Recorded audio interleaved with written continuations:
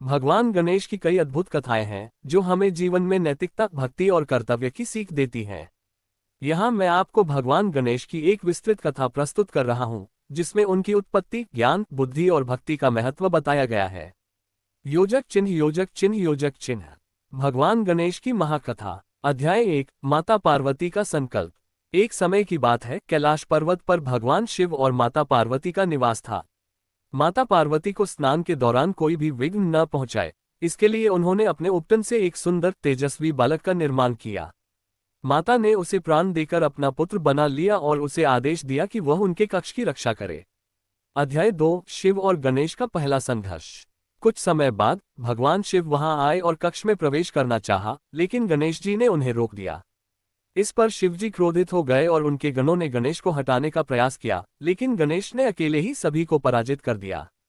अंततः भगवान शिव ने अपने त्रिशूल से गणेश का सिर काट दिया। अध्याय 3। माता पार्वती का क्रोध। जब माता पार्वती को ये ज्ञात हुआ तो वे अत्यंत क्रोधित और दुखी हो गईं। उन्होंने पूरे संसार के विनाश का संकल्प कर लिया। देवताओं ने शिवजी से समाधान निकालने की प्रार्थना की। तब भगवान शिव ने एक उपाय निकाला। उन्होंने अपने गणों को आदेश दिया कि वे उत्तर दिशा में जाएं और जो पहला जीव उन्हें मिले उसका सिर लेकर आएं। अध्याय 4। हाथी का सिर और गणेश का पुनर्जन्म। गण शिवजी के आदेशानुसार उत्तर दिशा में गए और उन्हें एक विशाल हाथी मिला। उन्होंने उसका सिर लाकर भगवान शिव को सौंप दिया। भगवान शिव ने उस सिर को गणेश के शरीर से जोड़ दिया और उन्हें पुनः जीवित कर दिया। माता पार्वती प्रसन्न हो गईं और देवताओं ने गणेश जी की स्तुति की। अध्याय 5। प्रथम पूज्य का आशीर्वाद। भगवान शिव ने गणेश जी को आशीर्वाद दिया कि वे सभी देवताओं में प्रथम पूज्य होंगे। कोई भी शुभ कार्य करने से पहले उनकी पूजा की जाएगी। तभी से गणेश जी को विघ्नहर्ता कहा जाने लगा। अध्याय 6। गणेश और कार्तिकेय की बुद्धि परीक्षा। एक बार देवताओं ने यह तय किया कि गणेश और उनके भाई कार्तिकेय में से कौन श्रेष्ठ है। यह तय हुआ कि जो सबसे पहले संपूर्ण ब्रह्मांड की परिक्रमा करेगा वही विजयी होगा। कार्तिकेय तुरंत अपने वाहन मोर पर बैठकर ब्रह्मांड की यात्रा पर निकल पड़े। गणेश जी ने सोचा कि उनका वाहन मूषक इतना तेज नहीं दौड़ सकता, तो उन्होंने एक उपाय निकाला। वे अपने माता पिता भगवान शिव और माता पार्वती के चारों ओर 3 बार घूम गए और कहा, मेरे माता पिता ही संपूर्ण ब्रह्मांड हैं। इस प्रकार गणेश जी विजयी हुए और प्रथम पूज्य कहलाए।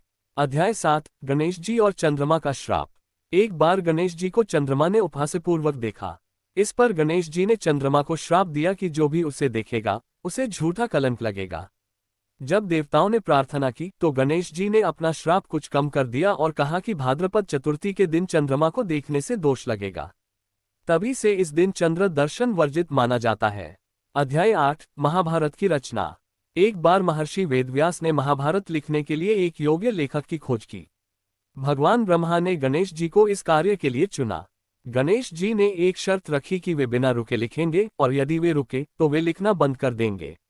वेदव्यास जी ने भी एक शर्त रखी कि गणेश जी को हर श्लोक का अर्थ समझकर ही लिखना होगा।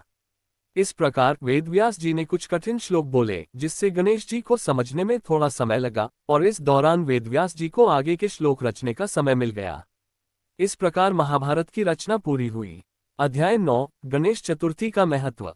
भगवान गणेश के जन्मदिन को गणेश चतुर्थी के रूप में मनाया जाता है। इस दिन भक्तगण उन्हें विघ्नहर्ता मानकर उनकी पूजा अर्चना करते हैं और सुख समृद्धि की कामना करते हैं। योजक चिन्ह, योजक चिन्ह, योजक चिन्ह। नैतिक शिक्षा। 1। बुद्धि और विवेक सबसे बड़ी ताकत है। 2। कर्म और भक्ति से हर बाधा को पार किया जा सकता है। 3। माता पिता की सेवा ही सबसे बड़ा धर्म है। 4। अहंकार का अंत निश्चित है। 5। धैर्य और बुद्धिमानी से हर समस्या का समाधान निकाला जा सकता है। योजक चिन्ह, योजक चिन्ह, योजक चिन्ह। ये कथा भगवान गणेश की महानता और उनकी बुद्धिमत्ता को दर्शाती है। यदि आप इसे और विस्तार से चाहते हैं या किसी विशेष प्रसंग पर अधिक विवरण चाहते हैं तो मुझे बताएं।